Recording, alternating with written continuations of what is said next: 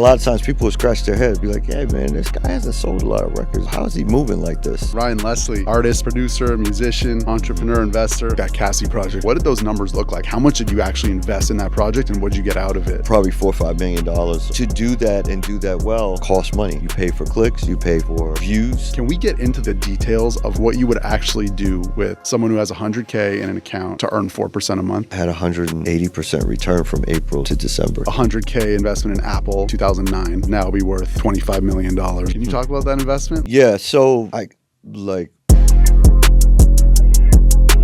Money talks, let's keep it real. All right, we're rolling. Boom. Welcome to Money Talks, Ryan Leslie. Yes, sir. You really don't need an intro, but artist, producer, musician, entrepreneur, investor, mentor, Grammy-nominated Harvard graduate, for anyone who's not tapped in. As we say, we usually run that in a rhyme, you know, Harvard educated, Grammy nominated, often imitated, never duplicated. Way better than I said it. Your story's amazing. We got not enough time to walk through your whole life because we got too much else to talk about. But for sure. I think a good place to start is, in your eyes, when did your career start? In my eyes, when did my career start? Man, I would say that, well, it depends how you define a career. You know, I would say preparation started since probably the 8th grade, right? And I would say fast forward to, 15, 20 years, I finally made $1 from all that preparation. You know what I'm saying? So I would say maybe like 03. There's a record called Realize where it says, moved to New York, caught a break in 03. Ooh, I got put on. Now they finna know me, the young brother with the beats. Yeah, they finna know me, Les. So that's where it started. 03. Yeah, 03. I would say. I actually made, it was an unpaid internship, but I actually made some money. Actually, that was a crazy year because I went from literally probably 30, 40 bands in debt. Well, no, sorry, about maybe 15 bands because my father had fronted some equipment for me when I went back to Arizona. And, I was upside down, maybe 15, 20 at that time.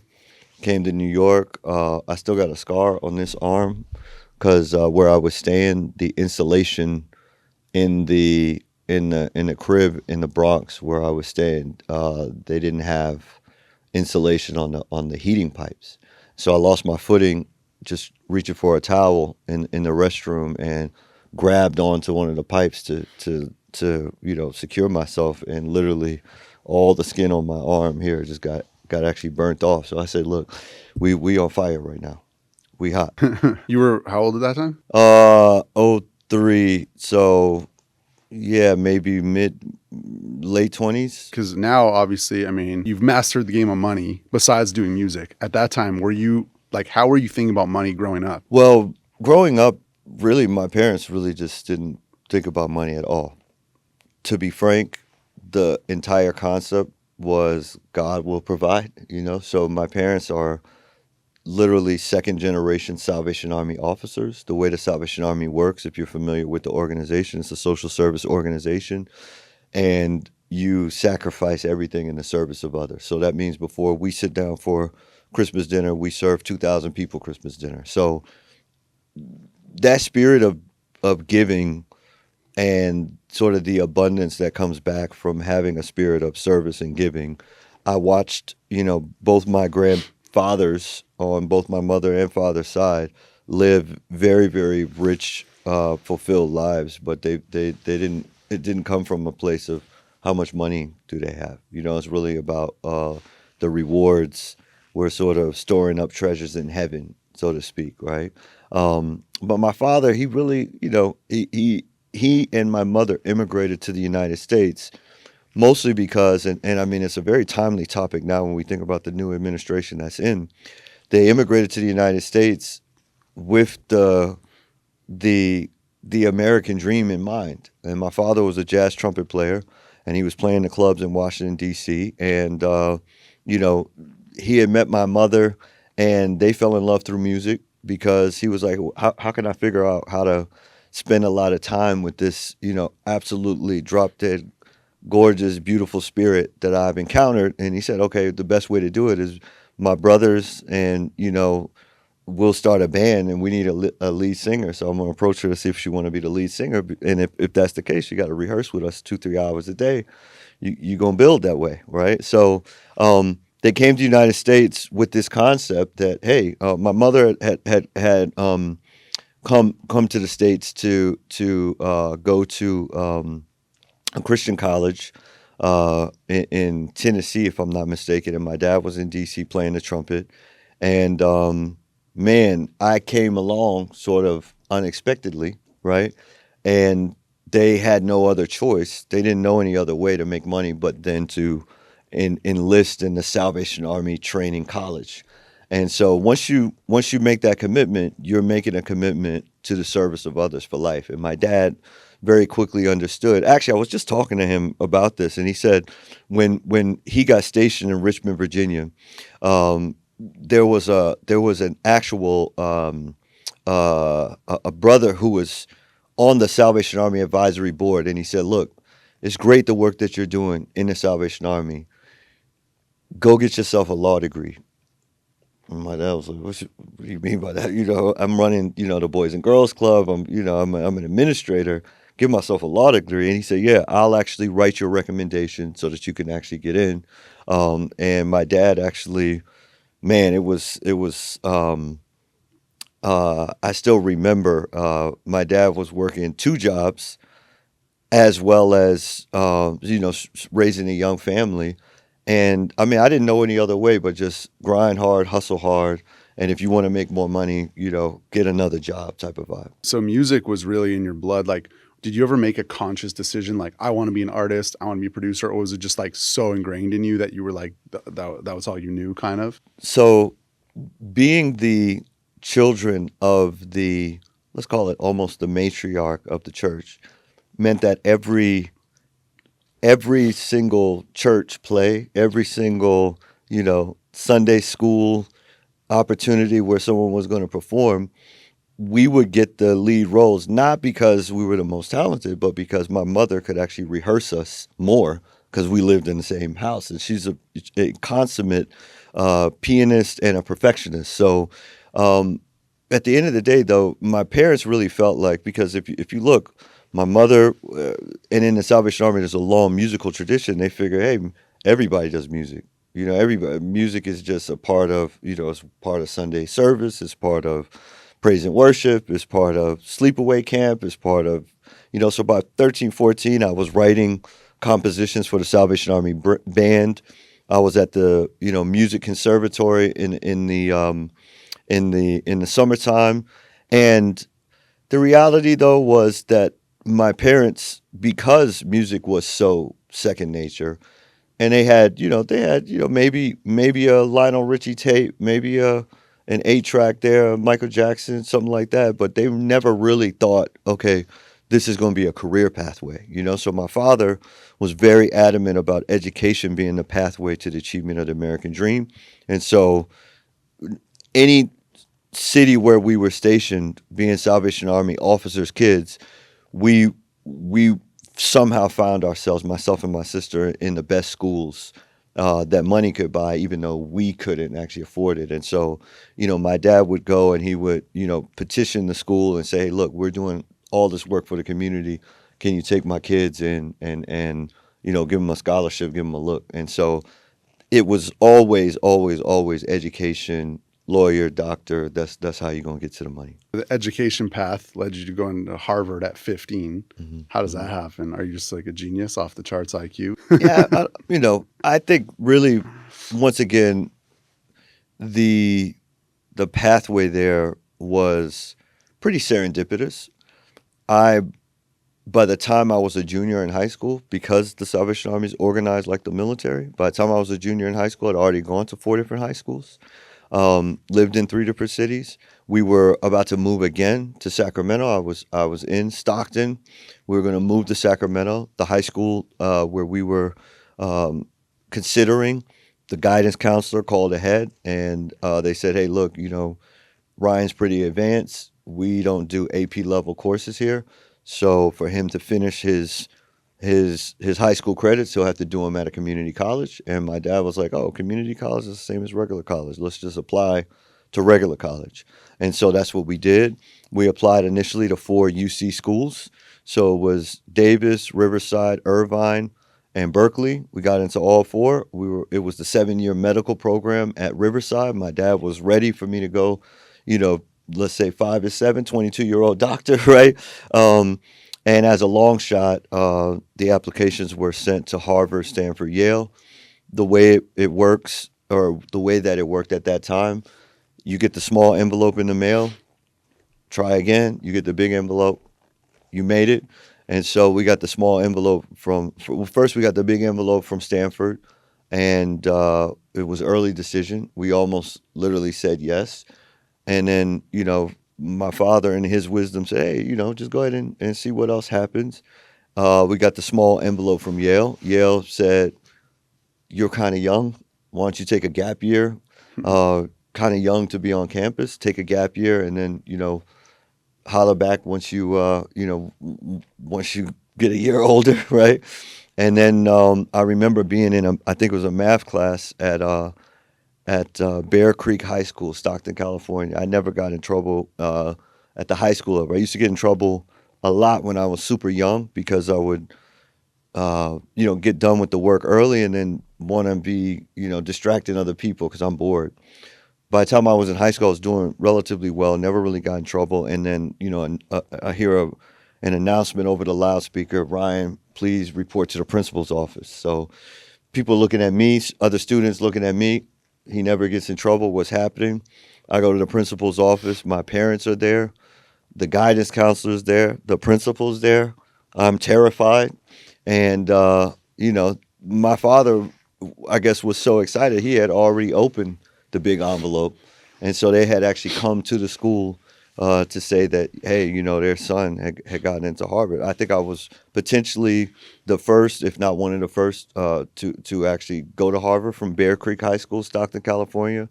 But I wasn't the only. There have been others that have come from Stockton and gone to Harvard.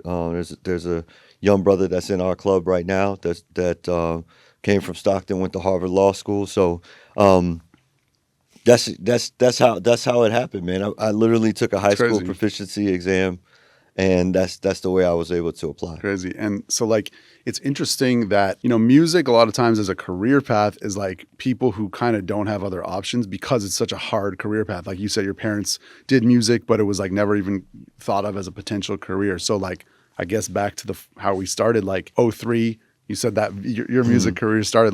Was it a big check? What was the moment where you're like, oh, okay, this is actually what I'm going to do, even though you're Harvard educated and you had the kind of the layup, other stuff on the education path? So I get out of Harvard in 98. I had a little business plan. My business plan, very elementary. Definitely the business plan of a 20-year-old kid. And that was, hey, I'm going to sell beats for $1,000 per. And I'll sell beats for $1,000 per. And I'm going to sell, let's say, 5 beats a month. That was my goal. I sell 1 beat a month, it's 1,000 per. And so that to me meant that at 20, 21, I'd be making $50,000, $60,000 a year, which seemed very reasonable and also competitive with an entry level at, let's say, a Boston Consulting Group, right? So very quickly I realized that the game of entrepreneurship is not for the faint of heart, and very quickly realized that projections are just projections and the reality is the reality. And on several occasions had to sort of lean on folks, got a job working at the Urban League, teaching a welfare to work program, was running around Boston, man, hanging out with a breakdancing crew, all kinds of stuff. Yeah, man, I had sort of a benefactor in the music business. Sean Collins was his name, and I was introduced to Sean by literally a breakdancer by the name. He went by the name of Magic Love, and so running around, Magic Love, Sean Collins, Brian Leslie, running around Roxbury, Boston, Yeah, I mean, there was sort of a breakthrough that happened. There was a Teen People magazine. Now the Urban League was getting free subscriptions to magazines. There was a Teen People magazine. I opened the magazine. There was a competition. The competition was called like a youth competition. You could submit a song, and then people could call in and vote. And whoever won got to play the Apollo and get a chance at a record deal. So at 20, it was Teen People magazine. So at 20, I was, above the age to be able to be eligible to enter.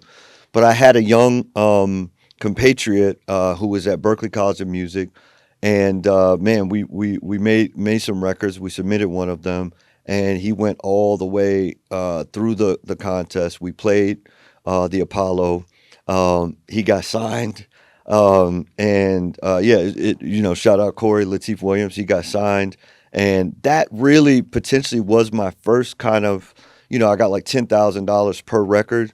I think I did 7 songs on that album. But I think really when you think about the amount of money that or the amount of years that it takes to become an overnight success, right? If it takes 7 or 8 years to become an overnight success, and you make $70,000 in the last year, well, then you really only made $10,000 a year, right? And so that's really not any real money. And also, I had a sort of a deep sense of loyalty to the folks that gave me a shot. So I said, hey, what do you guys want to do? You want to build a studio? We built a little studio, et cetera. That 70 was going super quick. So I ended up back on my dad's couch. My dad asked me, yo, Ryan, if you could have done or navigated a little bit differently, what would you have done? And I said, well, I took a lot of favors from folks. If I had my own equipment, my own, sampler, my own keyboards, etc., I feel like I would have been able to sort of maneuver differently. And he said, well, how much does all that cost? I said, well, if I go price it out, I really actually said, well, how much you got, right? But I said, if I go price it out, maybe about 15. And it just so happened that he had gotten a credit card offer in the mail. And he said, look, Ryan, I'll make you a deal. We'll go to the Guitar Center. I will max this credit card out. I'll figure out a way. He didn't have it. He said, I'll figure out a way to at least cover the minimums. And you got to make me a promise that within 5 years, you pay me back double. And so in his mind, he had sort of worked this out. He said, look, let Ryan get this out of his system for like a year and a half. Once he realizes this is going nowhere, he will actually apply to law school. So that was his dream for me, Ryan, just apply to law school. And 3 years out of law school, you should at least, with an entry-level associate's position, be able to give me back, double my $15K. So if we're talking straight numbers and statistics, I made a couple of dollars. I spent the money. I ended up on my dad's couch. He gave me a $15K loan on a credit, wasn't even his money, on a credit card. If we think about the interest rate on that, maybe back then they were doing 0% APR for a year. Maybe they weren't. If they weren't, then that means that he was going to pay probably 30% interest on that 15. And that was in, let's say, November of '02.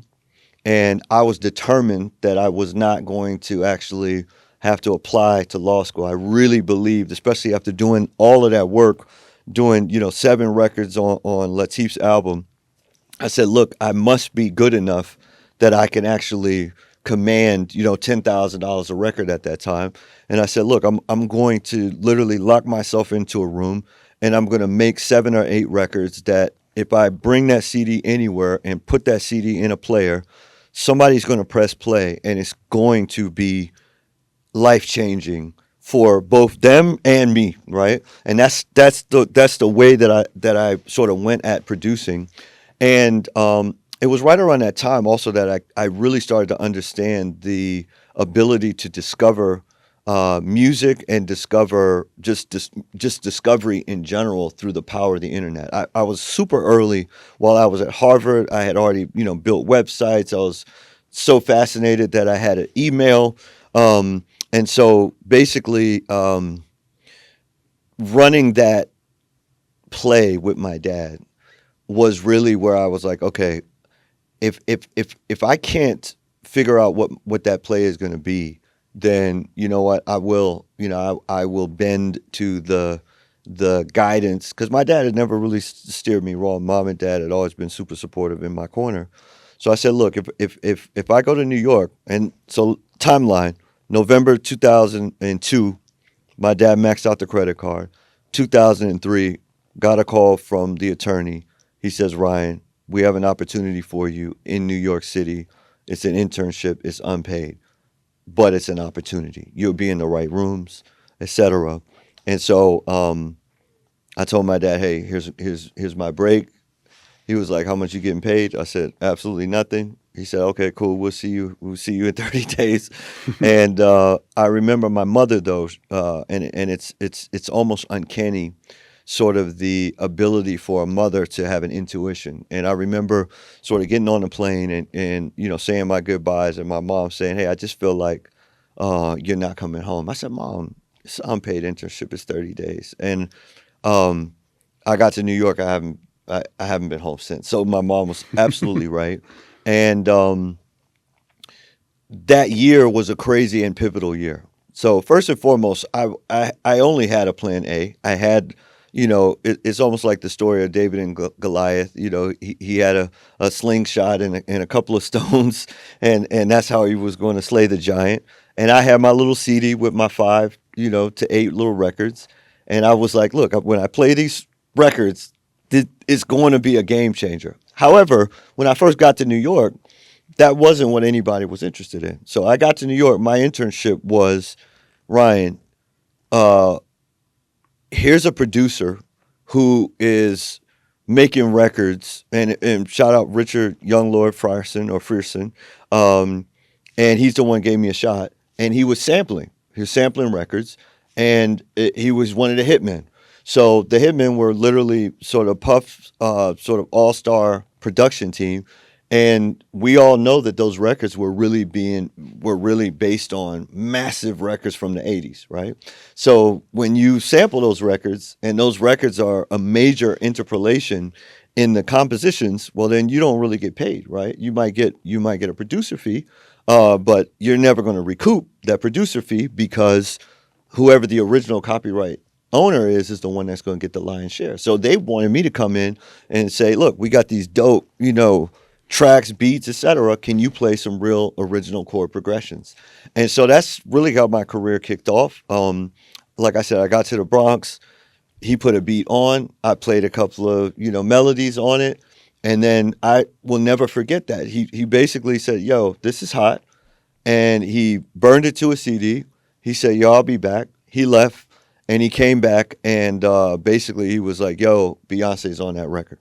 I said, Beyonce's on that record? He was like, that's crazy. So he basically had gone into the studio and, sort of played what we had worked on. And at the time, Puff was working on the Bad Boys 2 movie soundtrack, and it was an all-star cast: Justin Timberlake, Mary J. Blige, Beyonce at the time. And, that was really my first placement. I don't know. I don't even recall how much I got paid, if I even got paid. But once again, it was just further validation that I was on the right path. And man, I literally went from being $15K upside down to then doing a management deal. Gwen Niles and Puff were, invited me to basically be my co-managers. And then my attorney, Ed Woods, at the time, he was working for an imprint that Tommy Mottola had just started called Casablanca. And basically he said, look, there's a publishing opportunity here. And so probably I got to New York in February, and by August, September, I had cleared maybe like 600,000-700,000. Wow.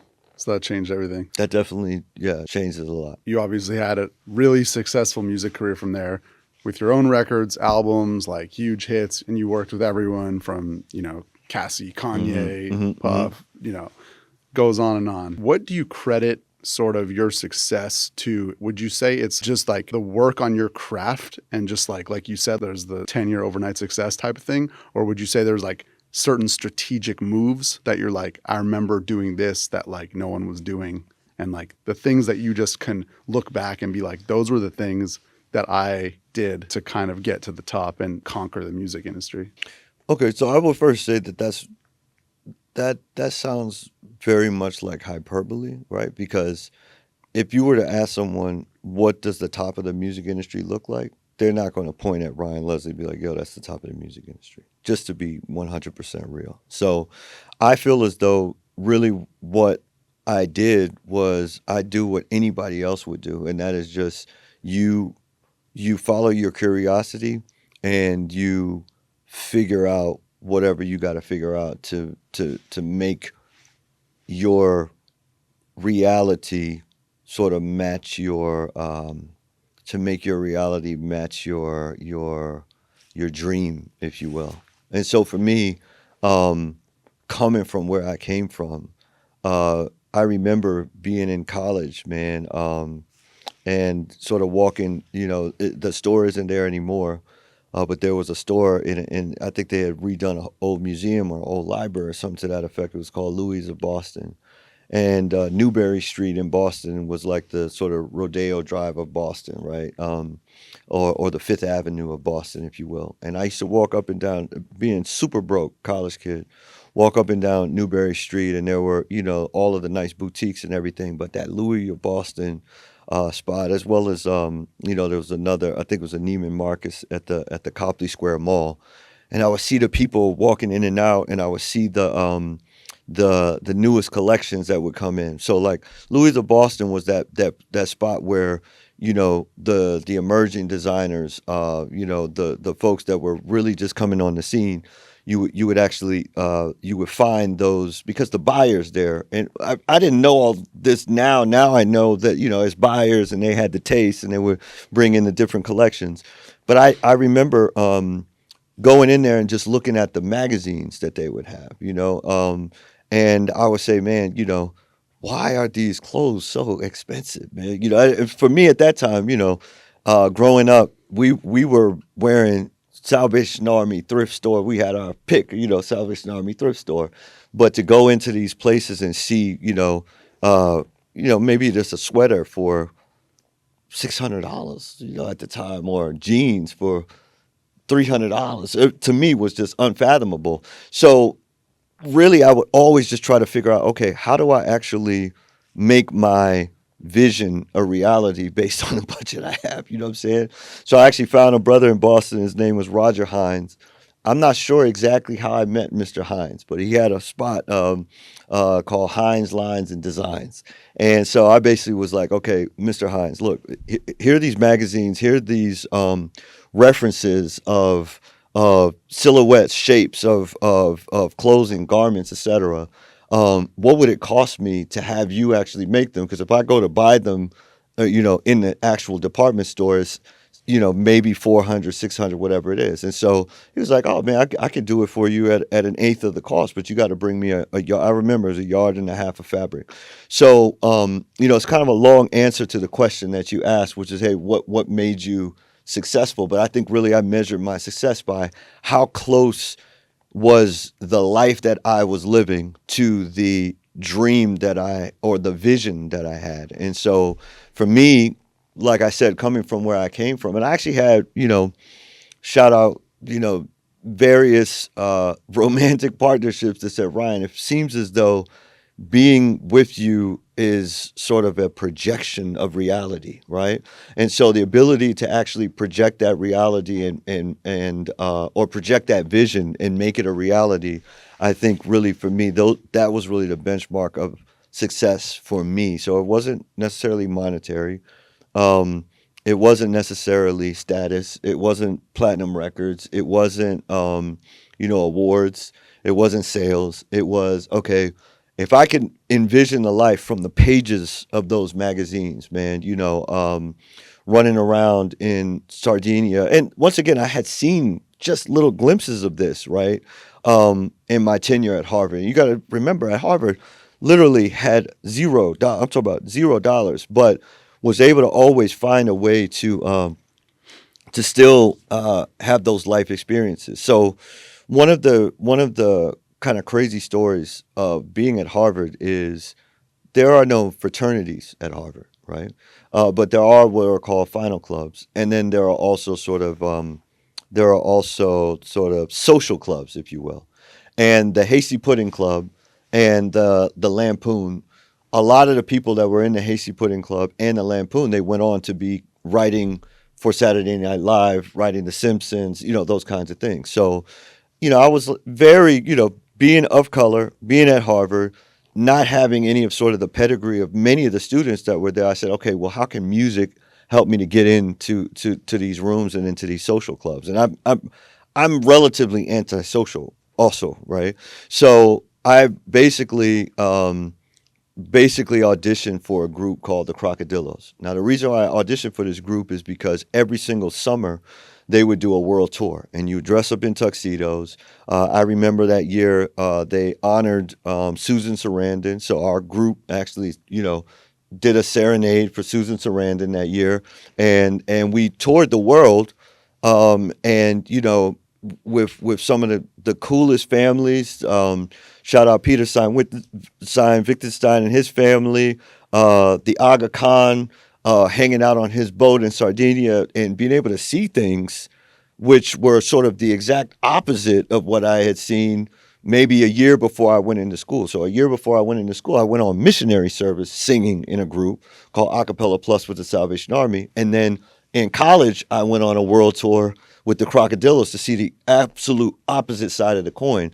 So I feel like for me, if you listen to the records, if you look at, sort of the Less is More video series, all that's encapsulated, those videos, those visions, those were really just my attempt at actually reducing that distance between the life that I dreamed of living and actually the reality of actually getting there. So once again, I just sort of, I say that with the caveat that there are very few in the music industry who would look at my career and my career trajectory and say, yo, Ryan made it to the top.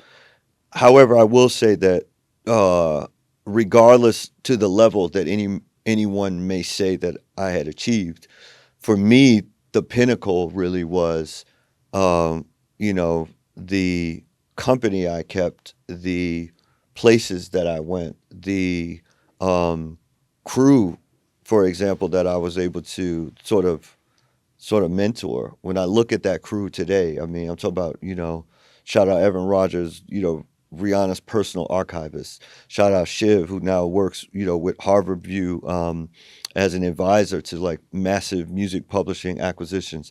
Shout out Yamil Vallecillo, came on board part of the team and was, top 8, 9 at Snapchat. Like these are all kids that came into my organization when I was mid-20s.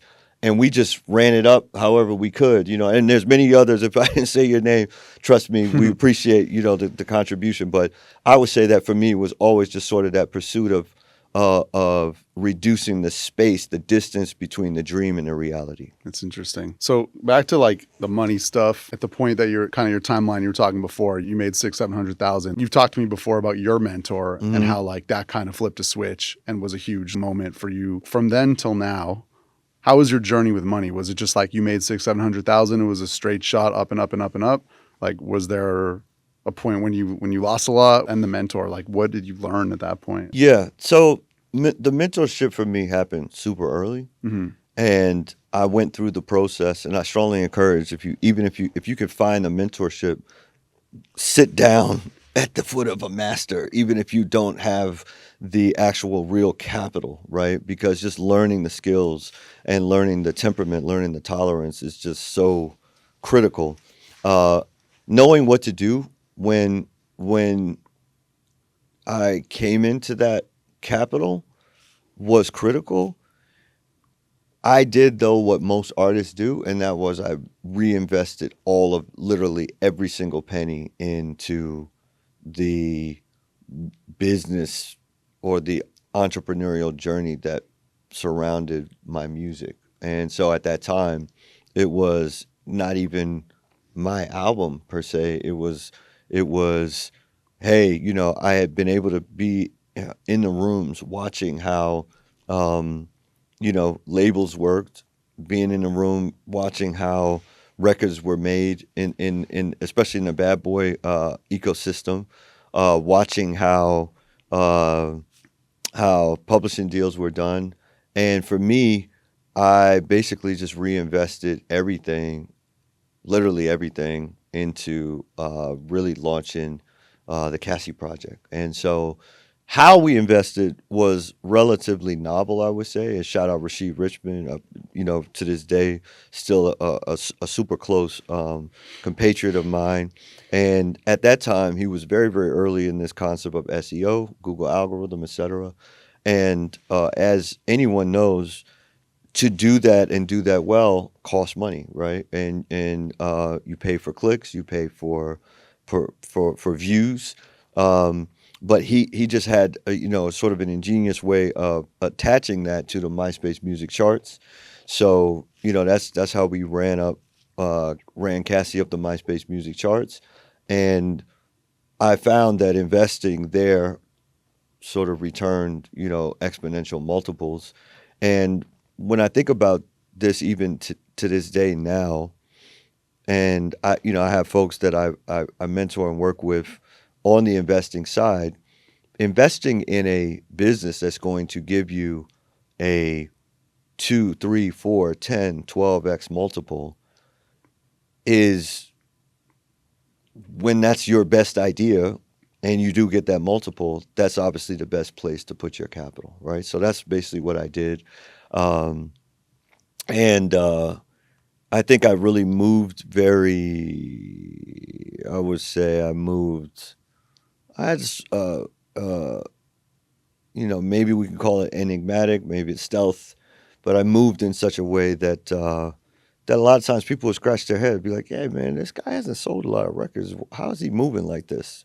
And that's really where the ability to invest in public markets was able to continue to create a source of appreciation on my capital, irrespective to sort of the feast and famine cycles of music. So for that Cassie project, for example, you had, ownership of the music. You said you put your money into it, which makes sense. Like, I think it's an interesting mindset of personal finance versus entrepreneurs and artists. You guys were talking about that yesterday, and I was just kind of smiling because it's such a hard thing to break when you're an entrepreneur or artist, where it's all is reinvesting in yourself and taking risk because that's what got you there, to break it and be like, oh, now I'm kind of hit this mountaintop. I got to put some in another pile and do that.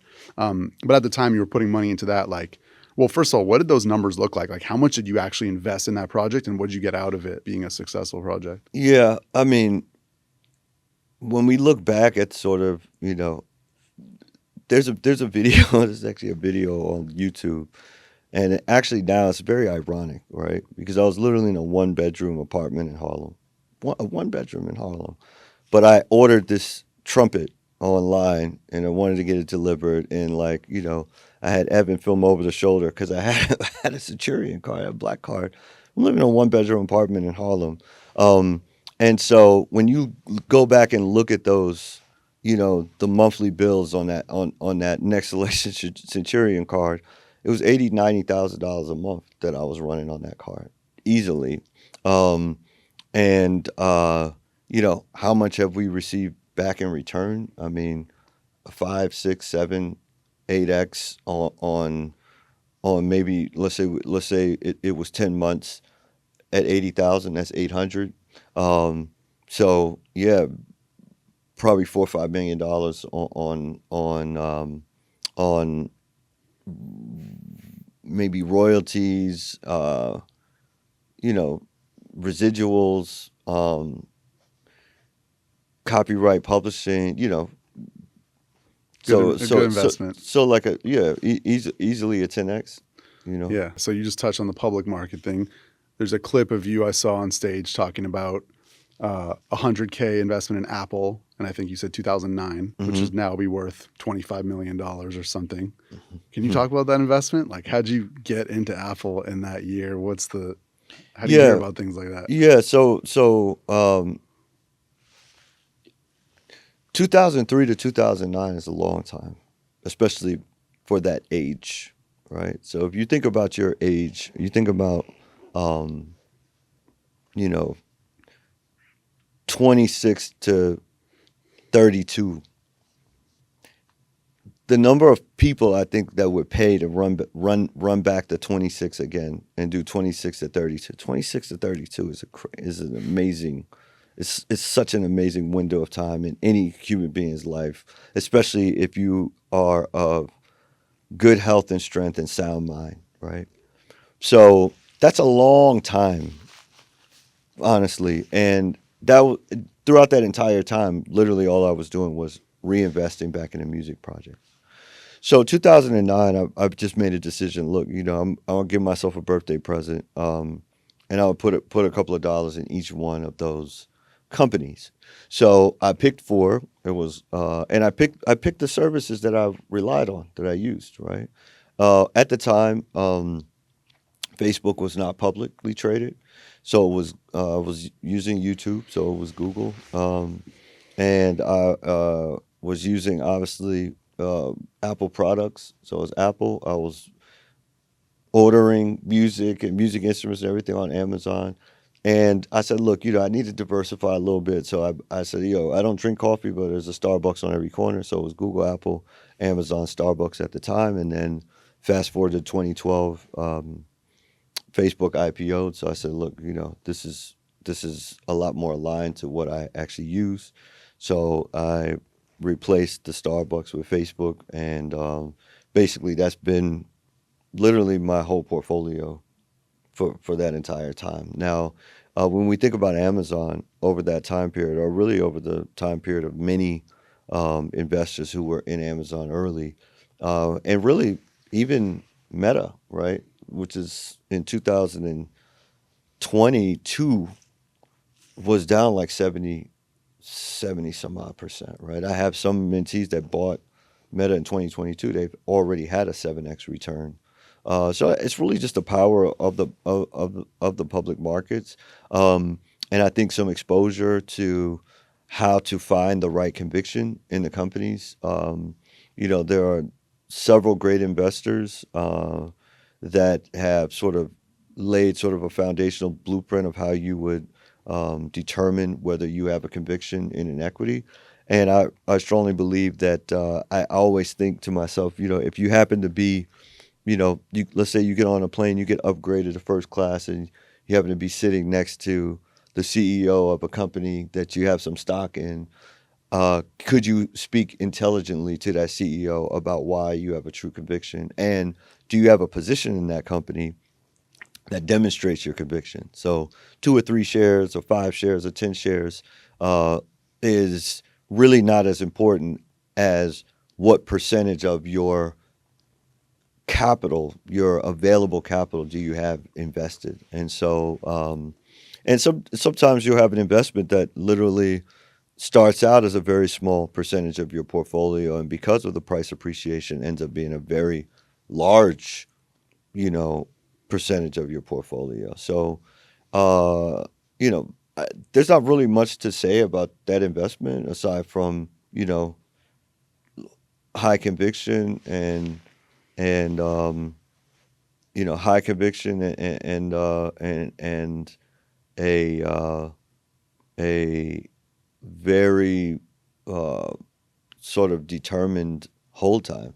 The conviction's really interesting because it's like so many people, including me, make so many bets on things and invest in stuff. And like the real wealth comes from being able to hold something for 100x, 200x, 1000x for how many years? 16 years or something. Like which is short. Which is still short. Yeah, yeah. But like, short. So many things are come and go. And if you don't really believe, then it's like, you're just going to, maybe you get a 2x and you sell. And then like, I'm sure there was many times when on your Apple, Amazon, any of those companies, you got a 2x, 5x, 10x. And did you ever consider like, oh, this is a good time to sell? Or you just had this true conviction because of what you said and you're just like, no, I'm not selling? Yeah. Well, I think that's really where mentorship comes in, because you can literally sit down and say, hey, is this real, or is this, and really once you put it in perspective, man, the fact that these companies, went from the valuations they were at that time to literally multi-trillion-dollar companies is really an illustration of really 2 very, very strong elements and components of public markets. Number one is that to see a company get to a trillion or multi-trillion-dollar valuation is not strictly based on the fact that the company is worth more, but it's because the dollar is worth less. Okay, so that's number one. It's very critical. And then number two is that the company actually is worth more, right? So the company is actually providing, and whether it's through acquisitions or through new products or services, the company is more valuable. And as more people are discovering these products and services, the company is able to serve more people. And so, yeah, I think, you know, great investing, at least from my experience, is really about inaction, right? Because you don't need to do anything. If I didn't do anything, if I literally just sat at home and did nothing, Apple is still going to be wildly productive and valuable. If I literally just sat in my room all day and did nothing, I just meditated all day, Amazon is still going to be delivering hundreds of thousands, if not millions of packages a day globally, and I don't have to do anything. So when I really think about that, why would I ever disrupt or interrupt the ability for those companies to continue to produce value in my portfolio? I see absolutely no reason to do so. Now, at the end of the day, I also have a very, I would say, novel relationship with money, because I honestly believe that it is it follows sort of the rules of water. So it's currency, right? And that's why it's currency, is liquidity, right?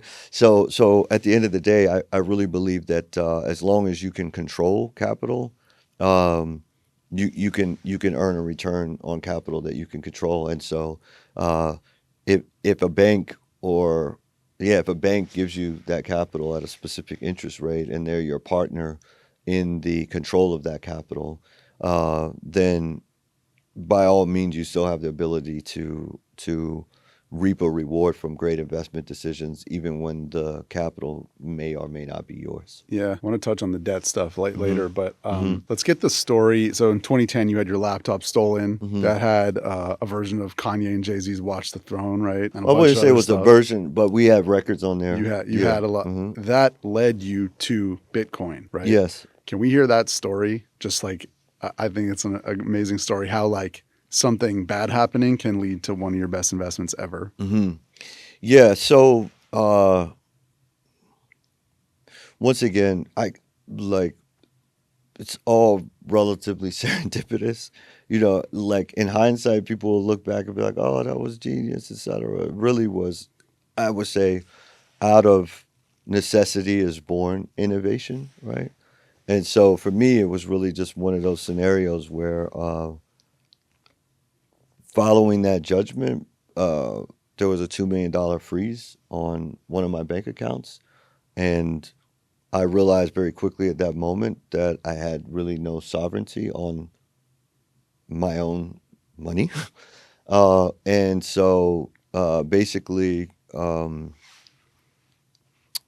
to really test out the concept and the promise of Bitcoin, I said, okay, let's accept cryptocurrency in my Shopify store. So that's what we did.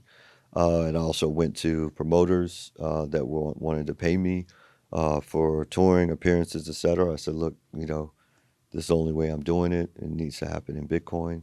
So, $128 a coin, and some significant inbound proceeds from Shopify, touring, etc. And yeah, I mean, really for me, the takeaway though was the sovereignty, right? The ability to actually say, hey, I control the keys, I control the movement of the money. And so yeah, it was pretty dope. I mean, at that time I was just in the early stages of building SuperPhone. My first transaction on Coinbase was actually from Brian Armstrong, because I happened to be at one of Ben Horowitz's barbecues, and he was there, and he was like, "Hey, I have this exchange. It's called Coinbase. I'll send you $5 in Bitcoin." And so that was my first ever sort of interaction with Coinbase. It was one of the founders sending me $5 worth of Bitcoin. By that time, It's I had iconic. already sort of been in the game. And shout out to Shopify, for already sort of enabling that as well. And I remember there were a couple of folks at that time. 50 Cent was, accepting Bitcoin as well. But at the end of the day, I think what you'll find with most folks that are early in Bitcoin, they lost all their Bitcoin.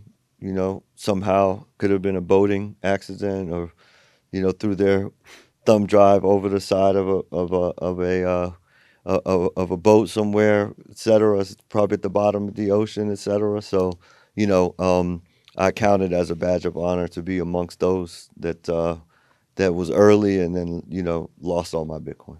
What do you think it is? You just casually mentioned you're on Shopify in 2010. I mean, Bitcoin, all the tech stocks. You were doing YouTube before anyone else. You're doing vlogs before anyone else.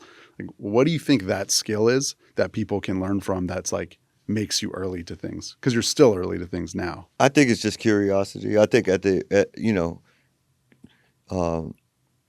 overcoming, or really not overcoming, but maybe just barreling through fear of the unknown, to frame this in, what I like to impart on the folks that give me the opportunity to be of service to them in terms of mentorship and in terms of investing. Our greatest resource is time. It's a non-fungible asset. The time that I'm spending right here in this podcast is time that I can't then go and recycle and spend with my mom. I have to call her after this podcast, right? And so I would say that there are really three main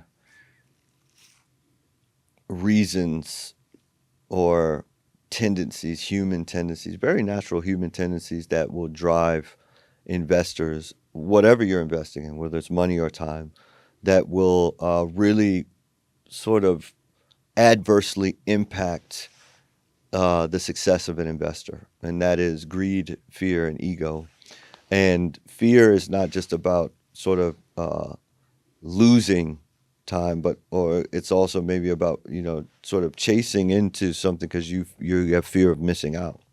So I think really sort of barreling through that fear and the pursuit of curiosity in a meaningful and intentional way is always going to yield pretty amazing results, mostly because when you have that kind of intent and you have that kind of sort of passionate pursuit of a desired outcome, it's very attractive, man. And I find that when I invest in founders, that is a fabric that is woven into the cloth of every great founder. Is just that ability to barrel through the fear of the unknown and really pursue that curiosity with vigor and with great zeal, so to speak. What do you think? I feel like every time there's a clip of someone saying, yeah, I made it from Bitcoin in 2009 and Apple and all the things that kind of we can look back on and be like, those were great investments. The devil's advocate or all the people that go, yeah, easy for you to say, now it's 2025 and Bitcoin's $100,000 or whatever. What do you look at the opportunities now where you're like, those are those things of this time? Yeah, I mean, we already saw it. I mean, we saw it in NVIDIA last year. I mean, there is really no, I mean, the speed at which artificial intelligence completely sort of disrupted the entire pathway and trajectory of most highly productive people and organizations.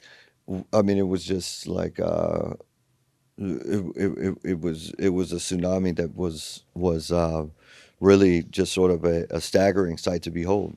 So the ability now for folks to actually, I really believe that the real opportunity is in the development of your creative muscle, right? Because you can literally go to, and I've in the last 3 weeks alone probably built 3 software prototypes from literally just a prompt, a cursor and a prompt, right? And so the ability to actually now, once again, sort of reduce that distance between a dream of a product, a dream of a service, a dream of a software, and that reality, or reduce the distance between a dream of efficiency and that reality. And what do I mean by a dream of efficiency? Well, if you have a repetitive task that you're doing, that you can set very real parameters around and have a process automation service actually do that for you to save you more time so you can think about great, even better ideas. I think that's really where the opportunity really is. And once again, I say this all the time. When you can look in the mirror and say, hey, someone else has an idea that I really love, you can just invest in that idea, right? That's the beauty of public market investing, is that, you really love the what NVIDIA stands for. You really love what Palantir stands for. You really love what Tesla stands for. You really love what Uber or Square or any one of these publicly traded companies.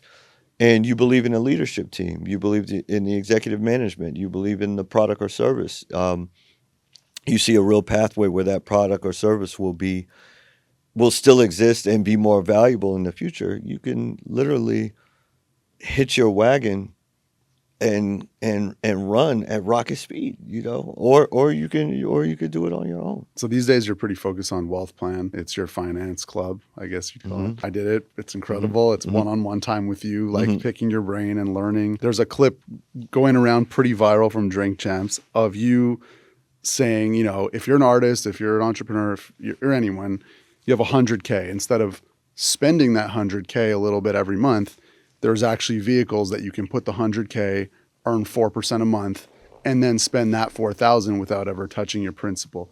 And I read all the comments on those clips, and it's a lot of just people arguing no, he means 4% a year. And no, that's impossible. And who is this guy? And what, I know you, I know it's true. And I know you meant 4% a month.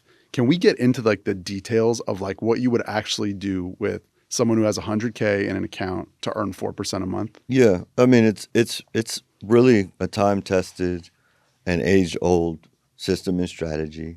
And had anyone who was in those comments sort of done the research, you can look honestly in the Berkshire Hathaway annual report, and you can see that you can actually sell promises in the stock market and earn income on your portfolio.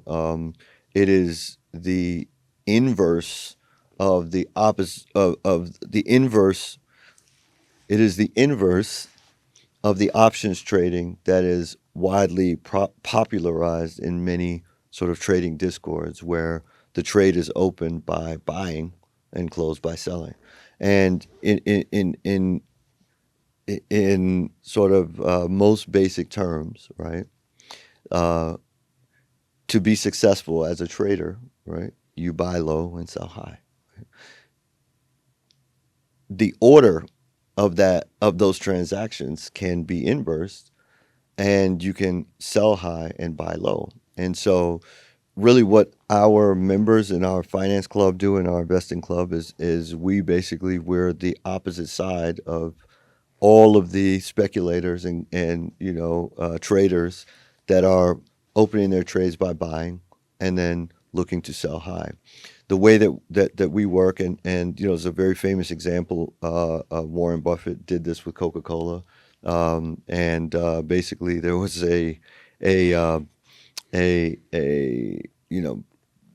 Philip Morris was saying, hey, we're going to lower our prices because there's too many other generic brands that are sort of undercutting us. And so anyone else at that time in the market that had a strong original brand, they had what was called sort of a sympathy sell-off, right?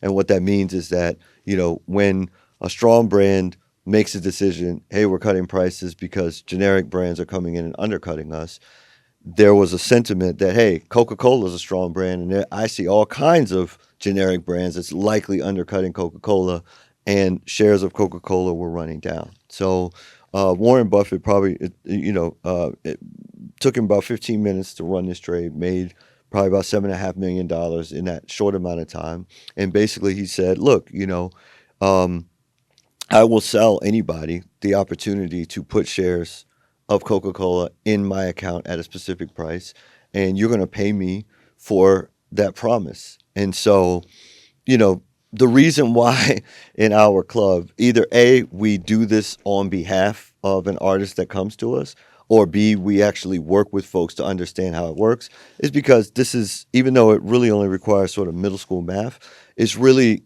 just the concept that you can set yourself up inside of the stock market to be the pick a city state lottery, right? So you pick a city state lottery, the state lottery works well because when someone buys a ticket and they don't win the lottery, they don't get a refund. That's just not how it works, right? When someone buys a ticket and does win the lottery, they don't get all the money, right? Because you win the lottery, you're going to pay some percentage, usually close to half, and you're going to pay it to whatever the state authority was that is running the lottery, right? So the state lottery wins on both sides. They win on the sale of the ticket, and they win when the winner actually wins the lottery, right? And so for members of my investment club, that is exactly what we look to position them to do for the ability to earn 2 to 5% per month.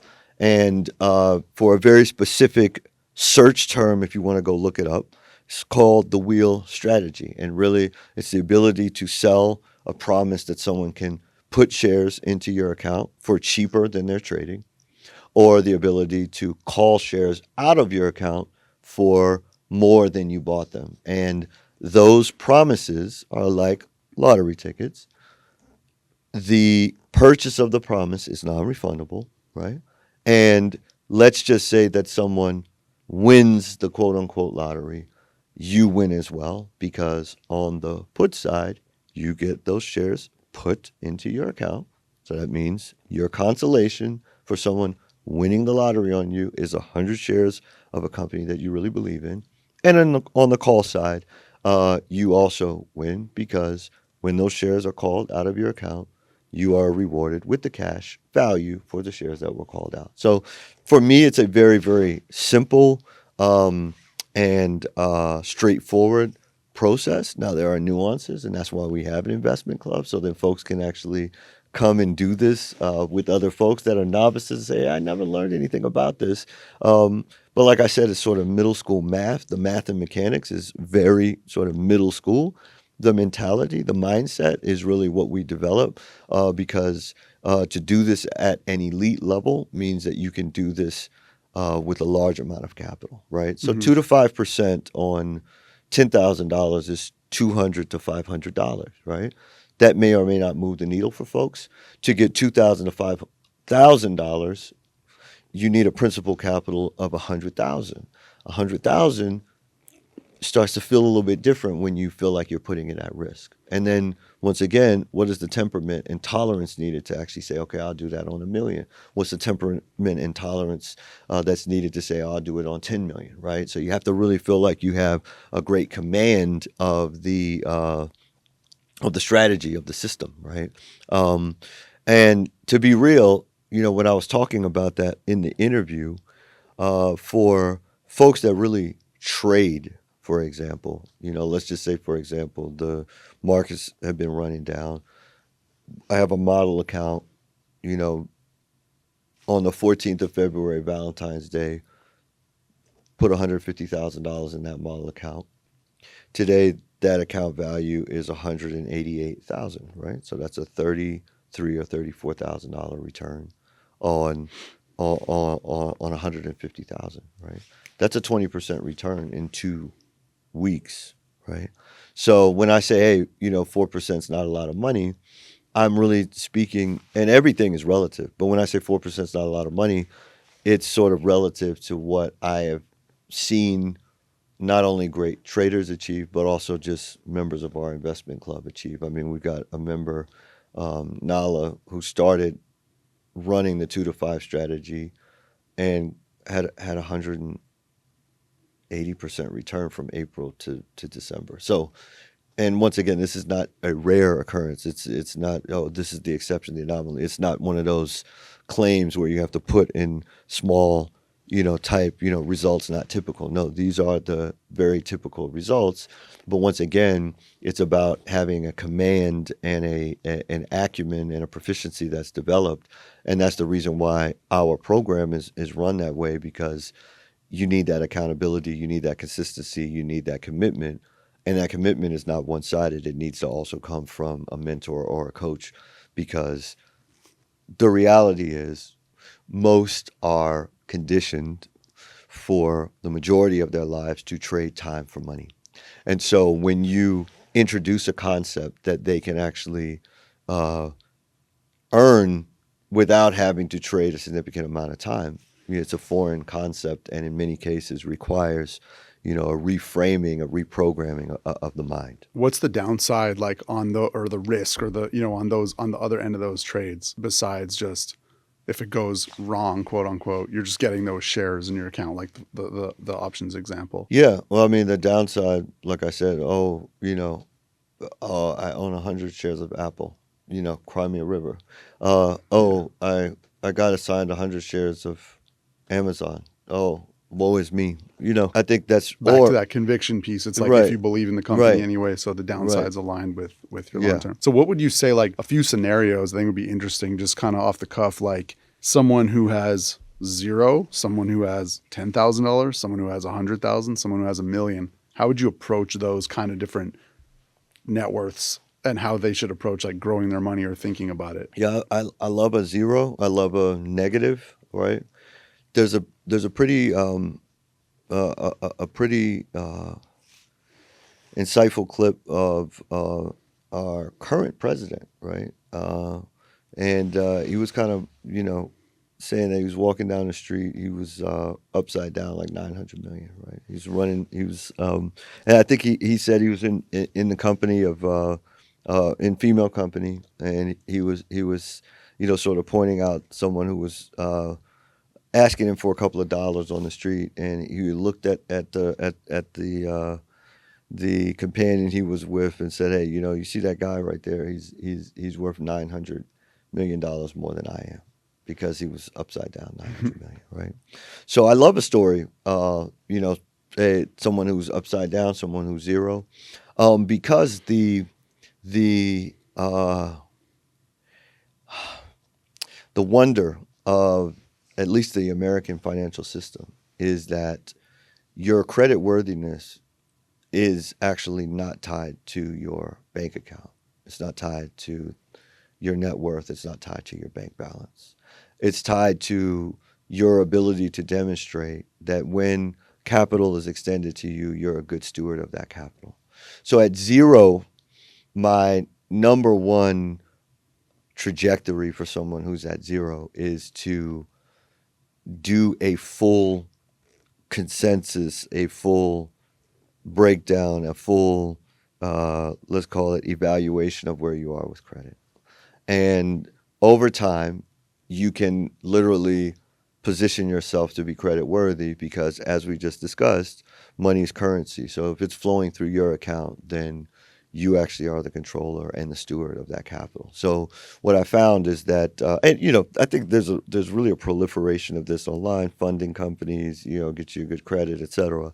So at $0, and I've worked with folks that have $0 or negative dollars and been able to walk them in and say, okay, we can go get you $15, $20, $30, $40, $50,000, and then on 10,000 we can get you $200 to $500 a month. On 50,000, we can get you $1,000 to $2,000 a month. On 100,000, we can get you $2,000 to $5,000 a month, right? So I love a zero. I love an upside down story. At 10, I think it's really about figuring out how to put your acquisition strategy on autopilot, right? So if you got 10 saved, hopefully you're also gainfully employed or you have some sort of income. And you basically want to understand and learn, right, how to multiply, right? So once you learn how to multiply, then it's likely the strongest. It's likely the strongest. Uh, let's call it driver for the decision to invest, right? Because once you start realizing, okay, 10 turns to 10,200, 100 will turn to 102,000. Well, then the game and the goal is to get to that 100 as quickly as possible, which means you've got to save and you've got to be able to take yourself remove yourself from the process of actually getting to that 100, right? And so, yeah, I think I the reason why we built our club the way we built it is because it's almost like a Investors Anonymous or Traders Anonymous, right? Where you come in and you realize that the human experience is such that we are all driven. Capital markets are driven by greed, right? So you come to the club and you realize, hey, there are phases, or there are sides of myself that I don't recognize when I look in the mirror and I'm in a trade or I'm in an investment that has literally yielded me more than what I make in, a week, 2 weeks, a month of trading my time for money. And so what that does is it sort of jogs, it may even distort your reality for a moment. And so I think that the African proverb, you want to go fast, go alone. You want to go far, go together. In our club, it's really about actually saying, okay, no matter what level you are, you could be at 0, you could be at 1K, you could be at 10K, you could be at 100, you could be at 1 million, you could be at 10 million. We got folks in our club that are 10 million plus, right? And the ability to actually interact with people, right, who are moving with that type of capital. And then also the humility that comes with understanding that even moving with that type of capital is really just sort of a rounding error when we think of how much money changes hands. I mean, probably J.P. Morgan alone has $7 trillion changing hands every single day. So what is your 10 million, right? So the bottom line is just that, you have a structural advantage when you have smaller capital. I love working with folks with smaller capital because you get to put the reps in, and you may have just a little less apprehension because there's less at stake, right? But once you put the reps in and you realize how to actually multiply, then it just becomes that much more fun as you add the zeros. Yeah, something you framed it to me a little bit like it's a buffet. And I've been thinking about money in a different way recently, where it's like, it might not make sense. Not every single thing that you know or that you tell me that I learned is going to make sense to me, just as like other people. But it's kind of all about like putting things in buckets so that like you feel secure. It's not really about like necessarily like which investment is better. It's like what makes sense to you that you're going to stick with and do, which I thought was really interesting. I love talking to you because you have this really rare thing, which is like a true abundance mindset. Most people just have a scarcity mindset around everything, but especially money, where if you ask anybody, it's like, why are you doing this? Well, I'm saving. Oh, or, why are you living there? Well, I can't afford that. I can't get that. Why don't you, I don't know, go on this trip, invest in this, start a business? It's all like very like scared money. You know what I mean? It's like everyone's scared and looks at money as something they have to hold on to. Whereas I feel like you really have this, it's like such a rare thing, but an abundance mindset. Can you talk about that a little bit and how that like changes your actions in life? Yeah. I mean, to learn the skill of truly being able to navigate, especially American finance is really, I mean, it's its own beast. Yeah, it's unbelievably flexible and malleable, and to learn that skill really is what puts you in that abundance mindset, right?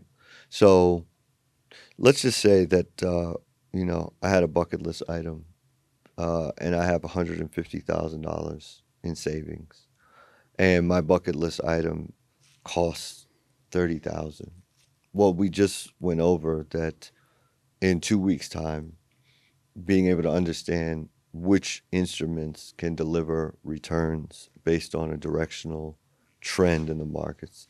You can, in 2 weeks' time, go and actually, without touching your principal, go and actually generate that $30,000, right? And maybe I'll get you some screenshots that you can put into this, where you can actually literally see a $150,000 deposit into an account on the 14th of February. And as we, are having this conversation now on the 3rd of March, more than $30,000 or a 20% return on that capital has been earned. Now, once again, there are many who will say, oh, it must have been some sort of super high risk investment, et cetera. And yes, yes, it was. But the risk, the risk is really correlated to the investor or trader, right? So when you have a system that, and it's commonly known as a stop loss, right? It's supposed to stop your losses. Some folks don't trade with one, right, or invest with one. But when you have that, then you really have the ability to say, like, look, if I went to zero tomorrow, and someone could give me the ability to have a tranche of capital, I know that it's possible to go get 50, 100, whether it's across credit cards and whatever it is, or even from family and friends. If you have that skill, I actually was just reading about it today. Someone lost $6 billion, right? And the investors literally reinvested, right? Because the ability to actually, navigate that. And once again, $6 billion was like half of the fund, so it's a 50% drawdown. So if you've ever traded certain instruments that are highly volatile, a cryptocurrencies that are 50% drawdown, we see that all the time, right? Derivatives markets, futures, options, 50% drawdown. We see it all the time, right? The question is, though, are you able to do that at a high level with large capital? And so I believe sort of learning that skill is just an invaluable skill. It is not for everyone, okay? Because some folks they're sort of hardwired to have a tendency to be overly risky, perhaps, right? But to have the proper guidance, mentorship, coaching to develop that skill, you look at money as a utility as opposed to whatever else you possibly may have thought of it as, right? So many people say debt is bad. There's guys like, I think his name is Dave Ramsey, who's just like, don't ever take debt. And like the thought of going into debt is pretty scary to a lot of people. What do you think the biggest like mindset change is when you look at debt from a very positive thing? And that's why you can be abundant, because it's like there's always more money to get. The money's printed versus most people who are just like the responsible ones are not going to debt. And then the irresponsible broke ones are the ones who are using debt. Like what's that kind of fine line where what the difference is? Well, I would challenge that, right? I would challenge that concept that irresponsible broke people are the ones that are going to debt. I mean, most decamillionaires that I know, they might be 20, 50, $100 million in debt. No problem, right? And that's because the money flows to those who have obviously great responsibility and stewardship, but also who have the best ideas, right?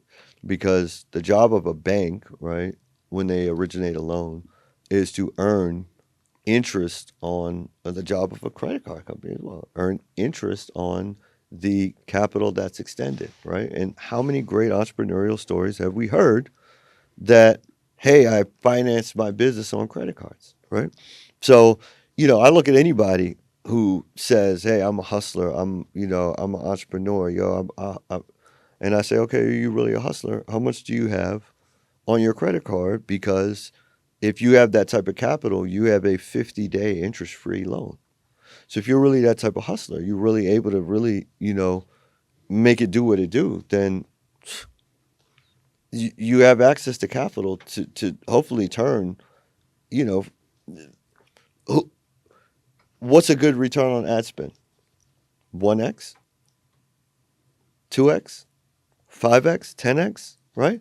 So if you've got a great product or service and A, you've invested in the product or service, B, you invest in the marketing, advertising, and communication of its value, then and it really is of value, then you really shouldn't be worried about money. So I kind of have this theory that like everything's an investment. Mm-hmm. So like, you just see a lot of people like they might make $200,000-300,000 a year, but then like, they'll stay home and cook, not because they like cooking, but because they're saving $22. They'll like drive to 3 gas stations because like the price is lower, and they cannot break that frame of like, that's wasteful, or like, well, I'm still saving the money. You operate in a completely different zone where you do things like if you're on vacation, the hotel room's set up with your monitors so that you can trade and not miss a day of trading. Mm-hmm. I love that mindset because it's like, obviously that comes from a place of success, but also that leads to success. What are some more things like that you just do unique that you're like, I don't know why other people don't look at it this way?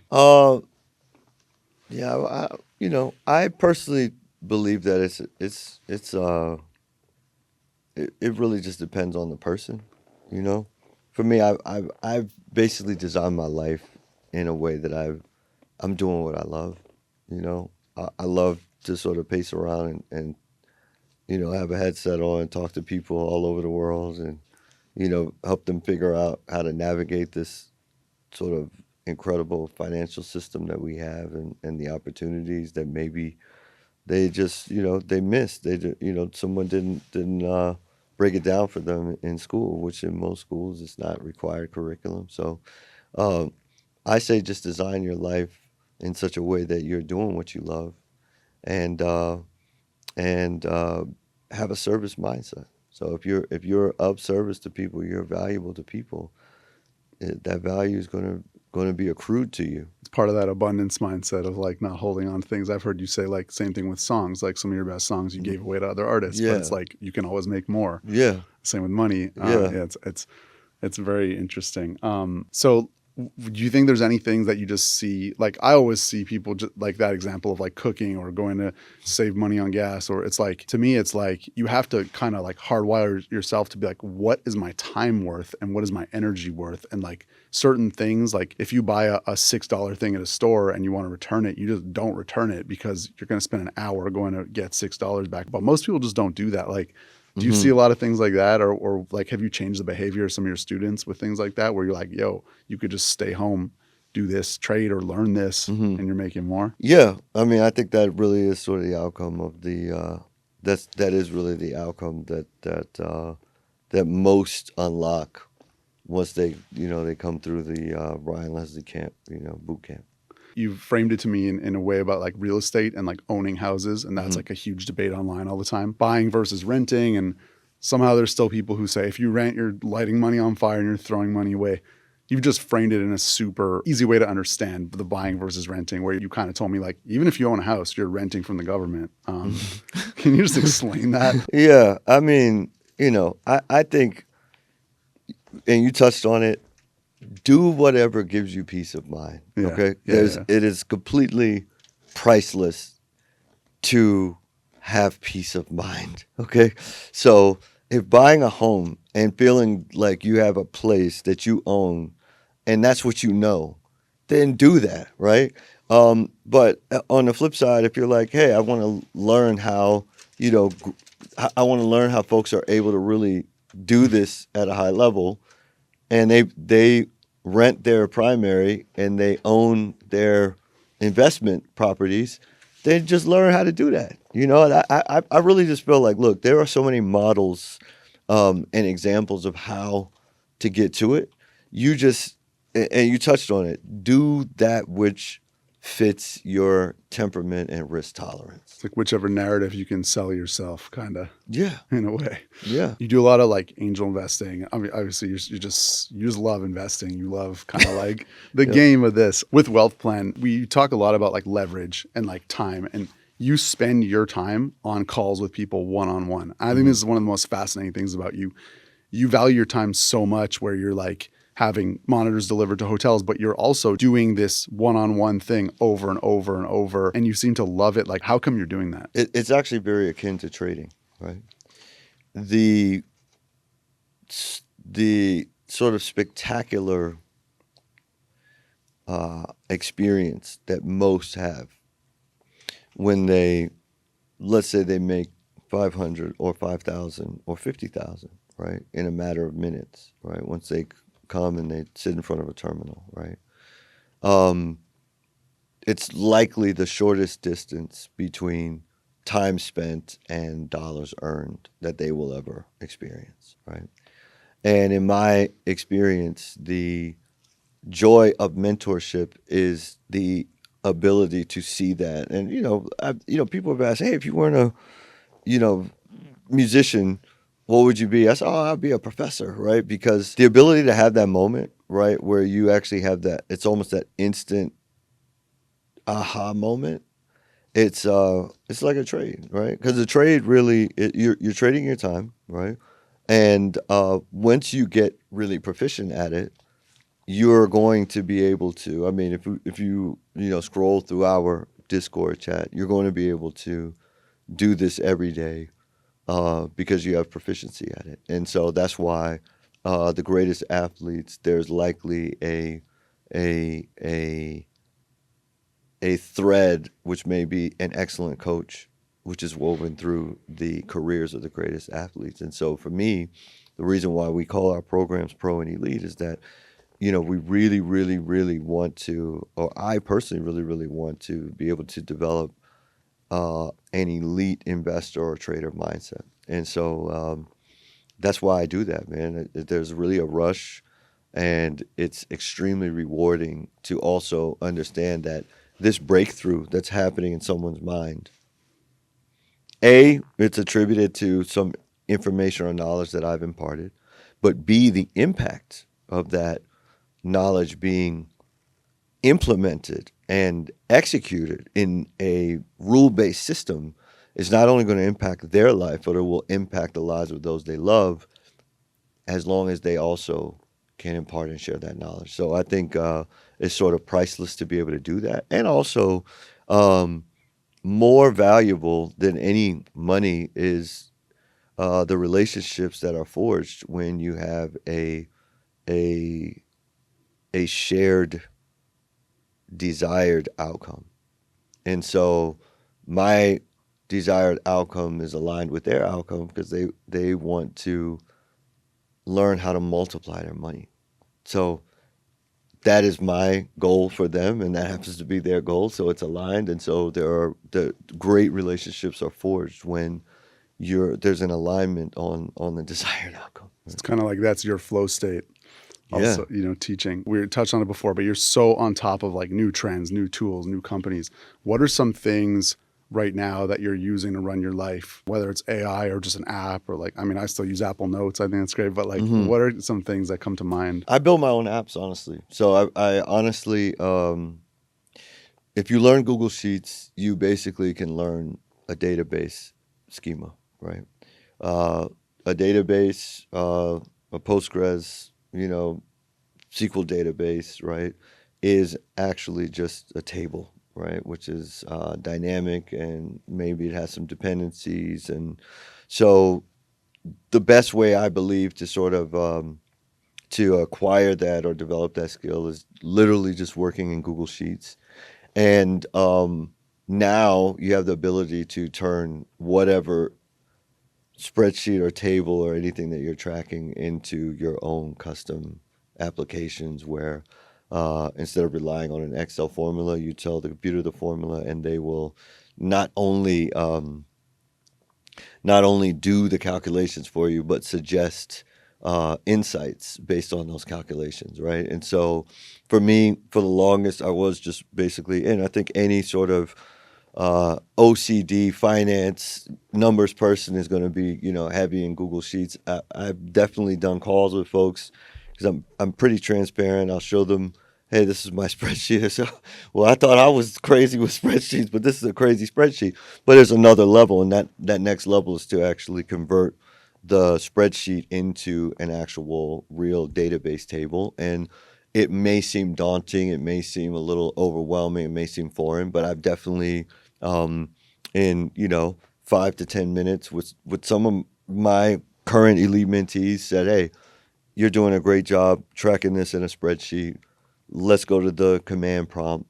Here's the prompt that you should use, and let's turn this into an actual sort of a customized app for what you intended to do in the actual spreadsheet. So there are a number of platforms that allow you to do that.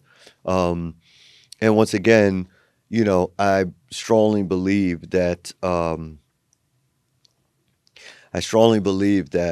having a coach or mentor or paying for it, whether it's me or whoever else it is going to save you so much time.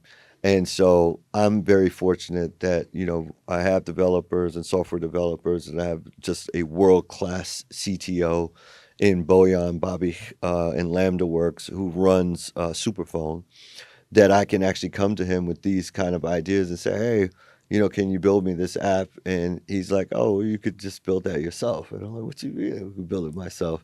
Here's a tool. And so I've been able to do that with Florian on my team as well. Florian Erleman, who's our chief product officer. The way that we met is he had already built me an app. He built me an app, showed it to me backstage, and I said, hey, I don't need an app to stream music, but I do need a version of what I'm doing on Google Voice, and I need it to be automated and intelligent. And he's been working on SuperPhone ever since. So I think the ability to layer your idea and layer technology on that idea, not only will you become more efficient, right? Because the repetitive tasks, the calculation, the formula will be done. It will be done accurately. But there are extrapolations of insights which you may have overlooked on your own, but with that sort of companionship, that intelligence companionship that technology can provide, you have the ability to actually not only be more efficient, but also be more informed in your decision making, and that hopefully frees up more time for you to actually do more of what you love to do. Yeah, SuperPhone. I mean, it's cool because now I see a lot of people talking about the personal CRM, and as people collect, thousands of contacts in their phone, now that we've had iPhones for so many years, but you were on that way back, and like that's how you explained it to me. You're like, I have all these contacts. You have a lot of inbound because people know you and are fans of you, and then you're able to actually keep in touch with so many more people because of what you built. What do you think you've worn a lot of hats. What do you think the next evolution of Ryan Leslie is? I think this is it right now. I think this is it right now. Eventually I believe there will be a way to scale what we are doing synchronously. It can potentially be done asynchronously. I think we're maybe just a couple of years away from someone being able to, let's say, actually with real value, find mentorship from, let's say, an avatar version, an AI avatar version. And, I think right now it's sort of in the works. I had an interview a while back with the Breakfast Club that said, hey, the way my phone is set up, texts people on their birthday automatically, that kind of thing. And so if I was to ever sort of disappear from the earth, it would still be texting people, right? Which is going to be somewhat uncanny, right? But I do believe, and sort of, I have been at some of the major sort of software developers and in their sort of lab environment where they are building, let's call it AR or VR experiences where you can actually upload your brain and have an avatar that like, hey, I want to, this would be a great question for, Grandpa Leslie, right? And I can just, figure out what it is. Is it a headset? And, you know, I think right now AR and VR is very sort of in the headset right now, and I think that's kind of a deterrent. But at some point there will be, and I think we saw a lot of this in if you're a Trekkie. My mom used to watch Star Trek all the time. You know, the holodeck, right, where you would walk in and you didn't have to have a headset on. You actually were walking into the environment that you had programmed, and you know, I believe in many cases I feel as though I'm living in the future, right? Where I can envision a point in time where, like, when people want to do an interview, they'll say, "Hey, I want to do an interview with 28-year-old Ryan," and that's who will be in this seat, right? So I see that as a reality in the future. Right now, it's kind of, once again, it's almost like, you know, we're only as fast as our thumbs can type. And because even with the ability to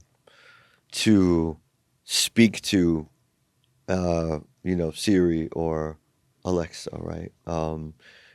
You still are like, do they really understand, right? So that's why even in creating apps, you have a prompt, right? Because at least the computer can actually sort of process the written word. But I believe that eventually, you know, all of this is going to move to a place where, as clearly and comfortably as we're communicating now,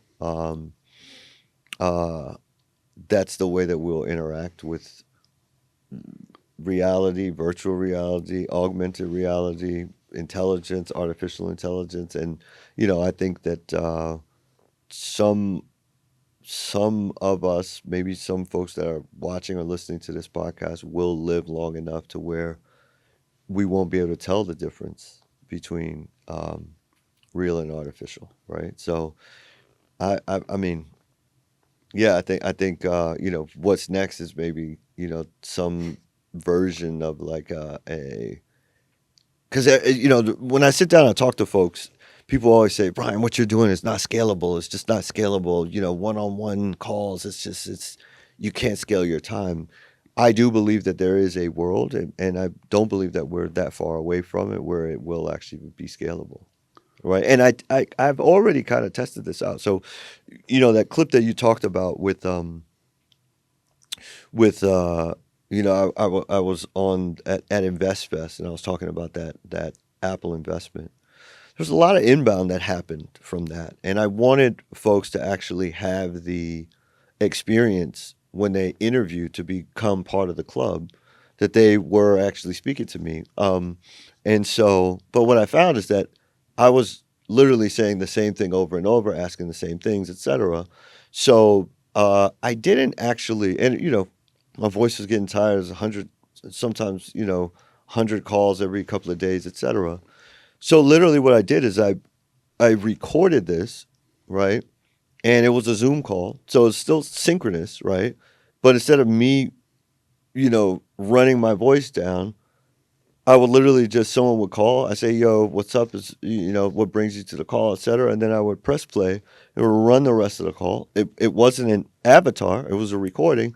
But literally, I could stop the recording at any time and be like, "Hey, let's double tap on that. I love this for you," or, "Oh, I find that that's going to be," etc. And my gut is that we will be able to train large language models beyond just the language portion, and be able to train those models based on, you know, human or humanoid avatars. And then for everybody that says, "Hey, this is not scalable," I'll be able to say, "Well, look, there's literally, I have 1,000 mentees, and each one has their own personalized version of Ryan for what it is that is most important to them in their journey." It's crazy. A few years ahead. Like, soon this podcast will just be like, I just upload my notes and it's like, Yeah. make a podcast with Ryan and Jesse, and it Yeah. just spits it out.